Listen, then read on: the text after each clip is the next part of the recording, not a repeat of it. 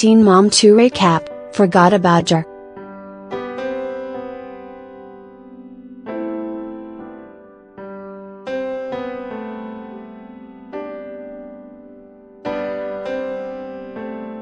On last night's Teen Mom 2, we had a daddy-daughter dance, mother-son therapy and plenty of hookup confessions.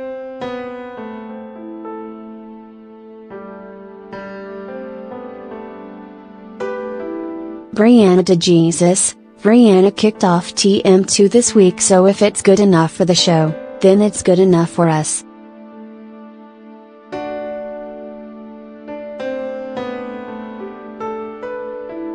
Brianna is not getting a full tummy tuck. She tells her mom she did her research. I should hope so.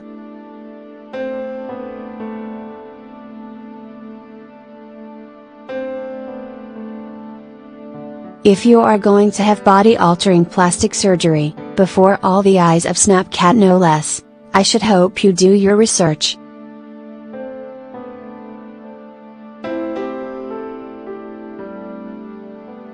Brianna also says she has cut Javi out, and since he went on Kale's podcast it was easy.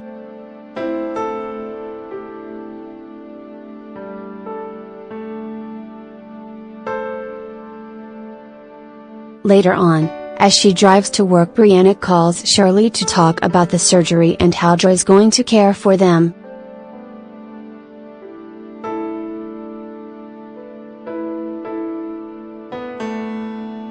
Javi apparently found out and is upset about this.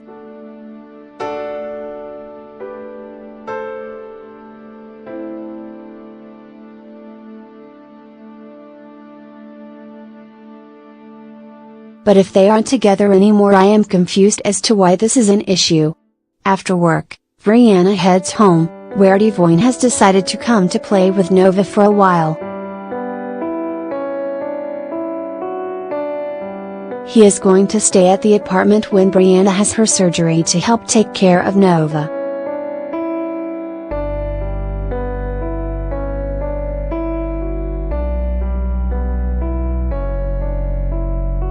Eventually, we get to the point where Brianna is actually prepping to leave and walk out the door to drive to Miami for her surgery.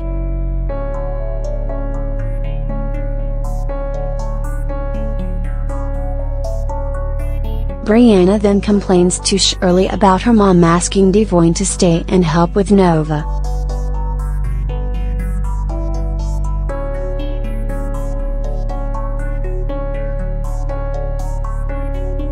I'm confused. Haven't we heard for years how lacking Devon is in stepping up and caring for his child?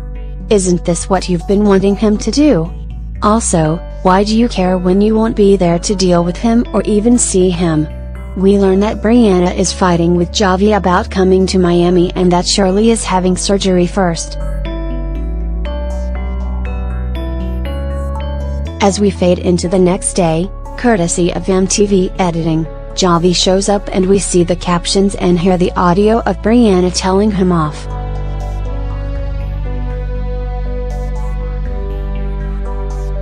Chelsea DeBoer, Chelsea takes Aubrey to gymnastics.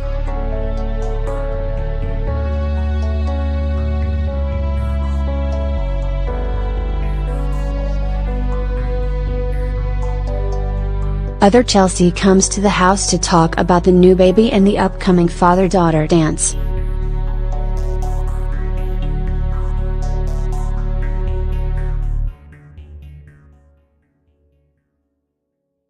This is the first year without any uncertainty since Adam isn't even allowed to attend because of the court order.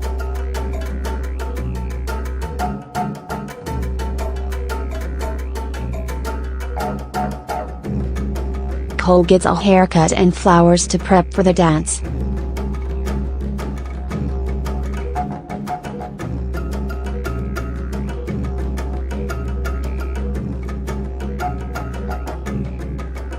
Chelsea curls Aubrey's hair and takes pictures of them before they go.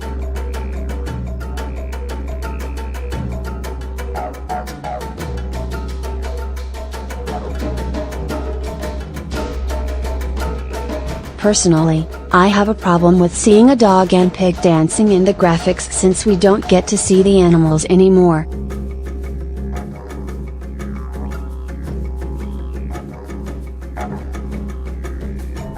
Why don't we get to see the dogs and Pete anymore?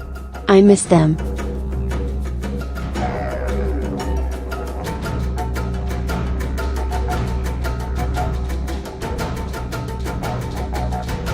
Heck, we were there to watch them pick Pete up from the airport, now we don't even know what he's up to? Let's just take David's spare contract and give it to Chelsea's animals. In all reality and seriousness, it was great to see Cole taking Aubrey to the dance.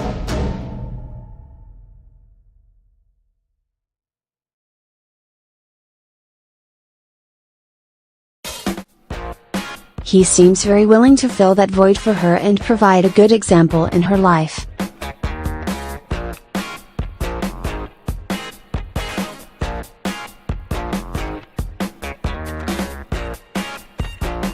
Leah Messer, Leah and Jeremy Calvert are doing Addie's birthday party together for the first time since the divorce.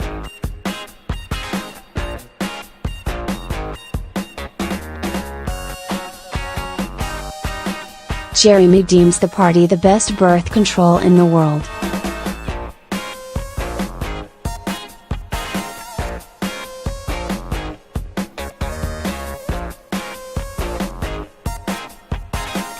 Addie wore a long dress, which was cute, but seems like strange attire for a party involving trampoline jumping.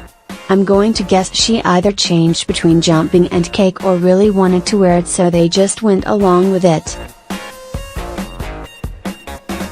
Leah and Jeremy make some time to flirt and Jeremy then says he is leaving for work, which is a really good reminder of why they got divorced in the first place.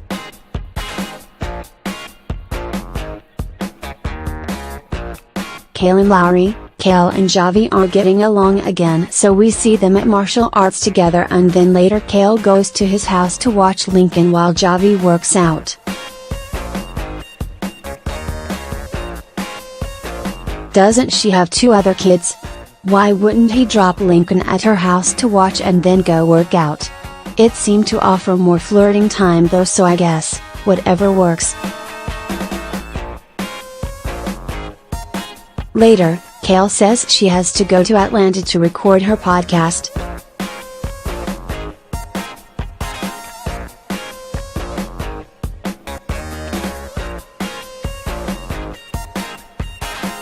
She calls Leah to talk about her guest appearance.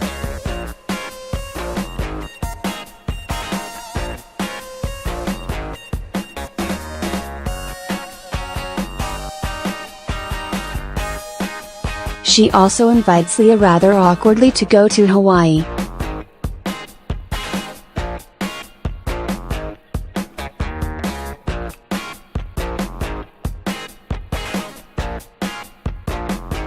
Leah agrees, almost as if she has no scheduling issues that could make such a trip difficult, even before clarifying that it is a girls' trip without kids.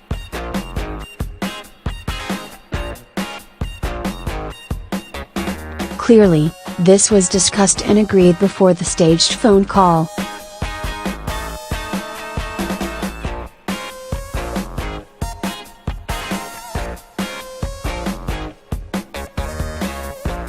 The rest of the segments combine Leah and Kale as they meet at the hotel and then go out to dinner.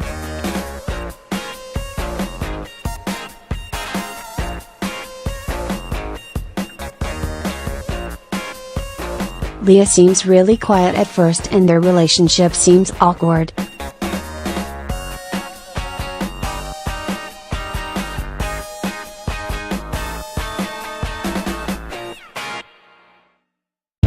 Eventually, she warms up and actually starts talking, and they discuss the podcast and the relationships they have with their ex-husbands.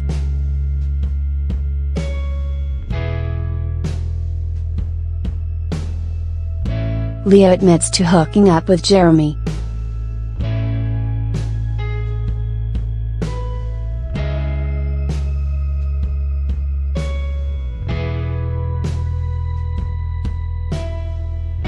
Kale says she and Javi hooked up too. Yes, that's right. If you are paying attention to the gossip, she has basically said Javi was hooking up with her, Brianna, and given the timing of the new girl's pregnancy, his new baby mama, all around the same time.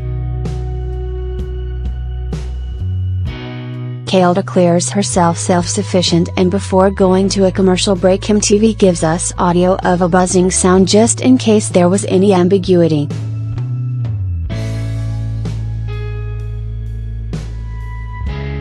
Prior to the podcast, they all get their hair and makeup done.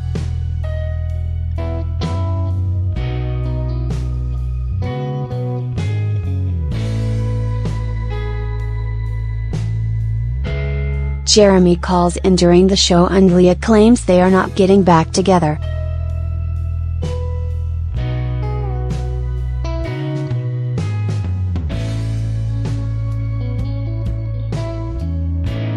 Kale jokes about hooking up with Javi and having another kid.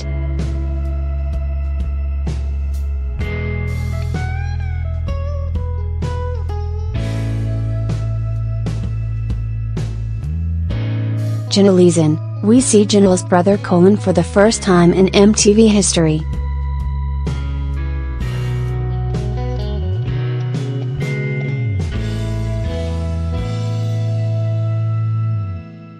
Barbara says it takes Jace some time to adjust after coming back from Janelle and David's house, and he likes having Colin to hang around with.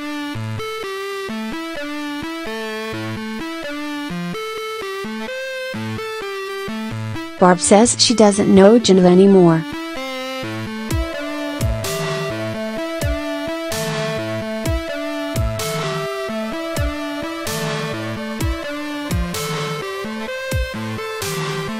The conversation seemed very strange and strained.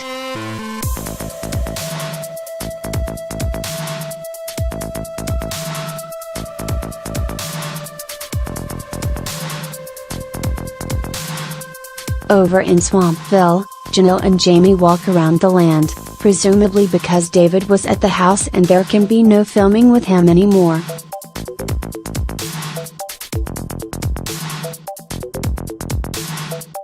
Janelle is excited because Barb has said that she can take Jace to therapy alone.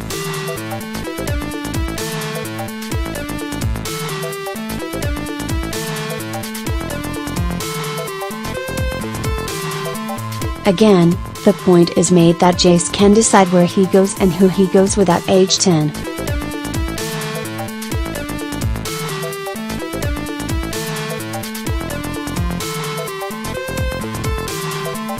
After they get done with therapy, there is an odd exchange about the NRA in the car.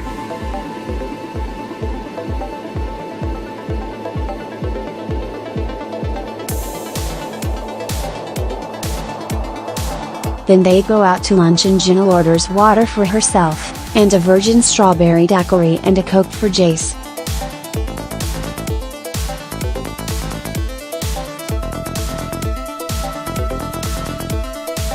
That seems like a lot of sugar and caffeine.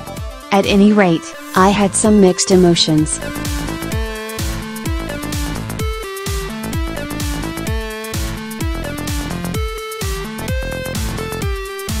It was heartwarming to see her spending quality time with just Jace and actually look him in the eye and focus on just him.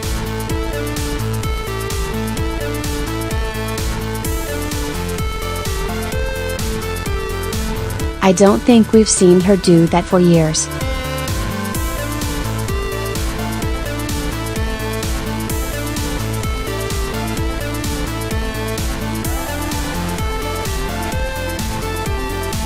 But I really found myself angry at her that she hasn't done that for years.